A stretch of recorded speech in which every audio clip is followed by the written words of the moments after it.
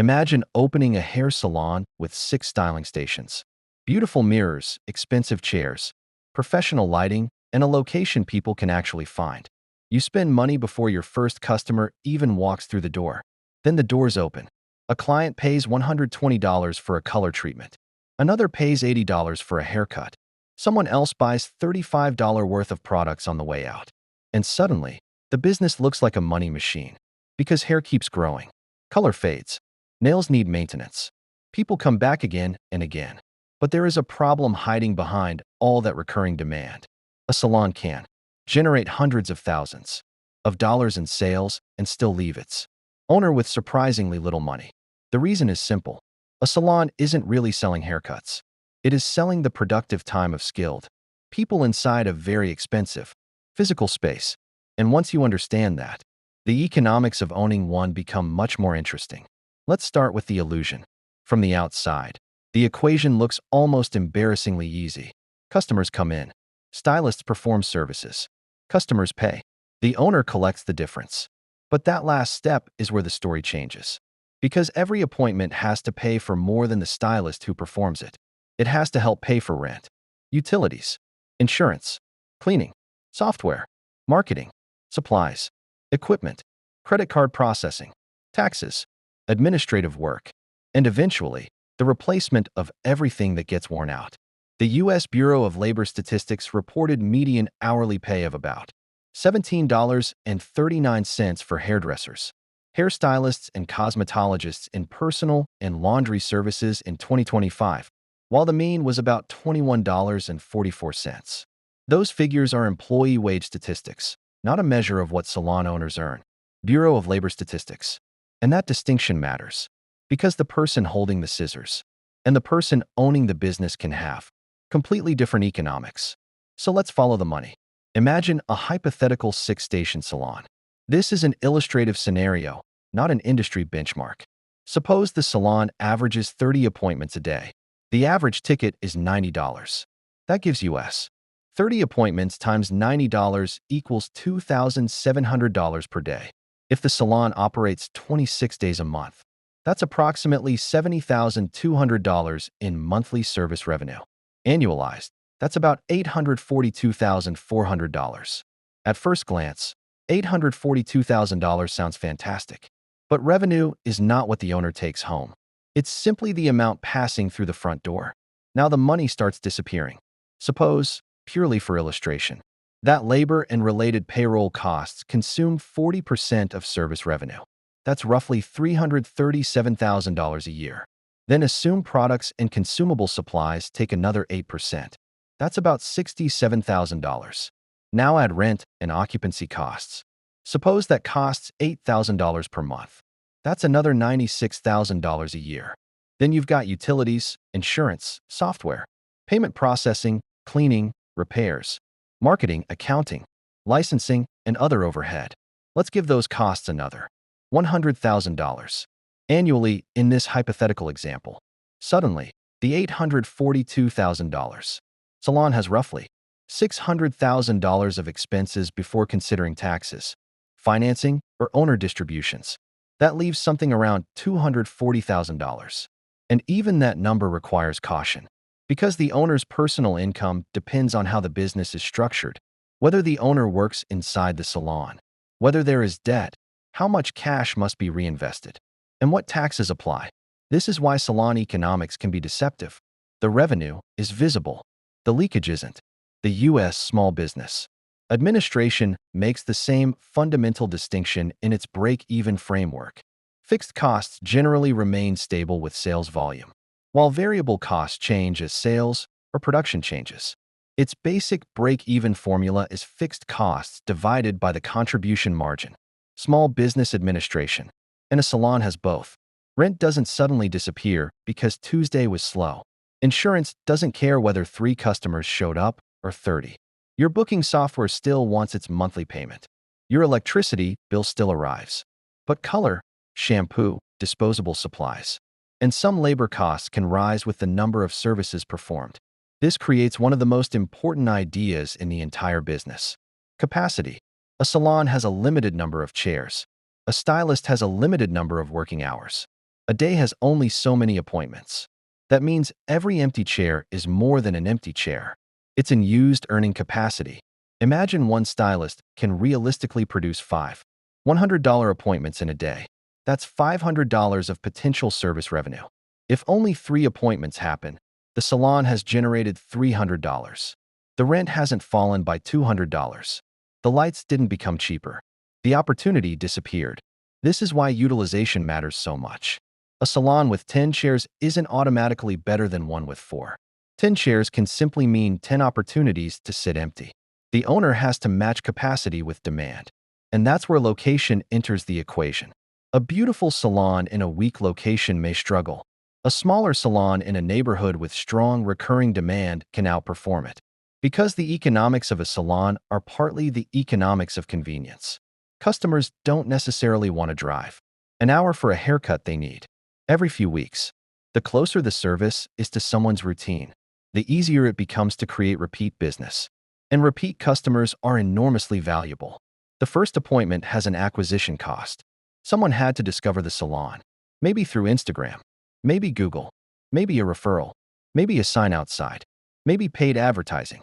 But once the customer returns 5, 10, or 20 times, the original marketing expense is spread across a much larger relationship. That's why the real question isn't simply, how much does a haircut cost? It's, how much is a customer worth over time? Suppose a hypothetical client spends $100 every 6 weeks. That's roughly 8 visits a year. At $100 per visit, that's $800 in annual revenue. Over 5 years, ignoring price changes and assuming the customer remains loyal, that's potentially $4,000 in revenue from one relationship. Now imagine the salon has 500 customers behaving similarly. The economics become much more powerful. But there is another uncomfortable problem. The customer may not actually belong to the salon. They may belong to the stylist. This is one of the biggest strategic questions an owner has to solve. A client may say, I always go to Sarah. Not, I always go to this salon. If Sarah leaves, what happens? Some clients may follow her. And suddenly the salon discovers that the chairs, mirrors, and lease were never the most valuable part of the business. The relationship was. This brings us to one of the biggest decisions in salon ownership. How do you pay the people doing the work? There isn't one universal model. Some salons employ stylists and pay wages, salaries, commissions, or combinations of compensation. Others use booth rental arrangements, where independent professionals pay the salon for space and operate more independently. There are also hybrid structures. Each model changes the risk. In an employee-heavy model, the salon owner has more direct control over the customer experience, scheduling, and operations, but also carries more payroll-related responsibility. In a booth rental model, the owner may have more predictable rental revenue and lower direct labor exposure, but the business can have less control over the independent professionals and customer relationships. The exact legal and tax treatment also depends on jurisdiction and the actual working arrangement. That matters because calling someone a contractor doesn't automatically make them one. And then there are tips. Tips can make salon economics even harder to interpret. The IRS specifically identifies hairstylists as directly tipped workers and says tips received by workers are income, subject to applicable tax rules. IRS. So when a customer pays $120 for a service and adds a $24 tip, that doesn't necessarily mean the salon generated $144 of revenue that belongs to the owner. The tip may belong to the worker. Again, money is flowing through the building without necessarily belonging to the business. And this is where many people misunderstand ownership. Owning the salon doesn't mean owning every dollar spent inside it. It means controlling a system that produces revenue after the costs of running that system. Now let's make the scenario more difficult. Imagine the salon is doing $70,000 a month. Sounds healthy, but suppose the owner has financed a renovation and equipment purchase. Maybe there is debt. Maybe the salon needs another stylist. Maybe rent increases. Maybe the most productive stylist leaves. Maybe a slow season arrives. Maybe a new competitor opens 3 blocks away. The $70,000 revenue number hasn't changed, but the economics underneath it have.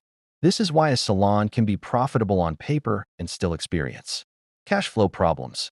And growth doesn't automatically fix that. Imagine the owner opens a second location. Now there are twice as many chairs, twice as much space, more staff, more inventory, more management, more marketing, more opportunities for revenue, but also more opportunities for things to go wrong.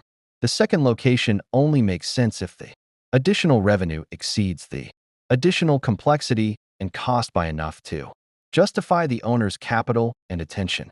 That's the difference between growth and profitable growth. A third location might create purchasing efficiencies, shared marketing, centralized administration, stronger brand recognition, but it can also create management layers that the original salon never needed. At one location, the owner can walk around the room and know what's happening. At 10 locations, they need systems, scheduling systems, inventory controls, hiring processes, training, financial reporting, performance measurement, customer retention systems. At that point, the owner is no longer simply running a salon. They're running an organization. And this is where the ownership model becomes important. There are essentially two different dreams. The first is, I want to own a salon and work in it. The second is, I want to build a salon business that can operate without me.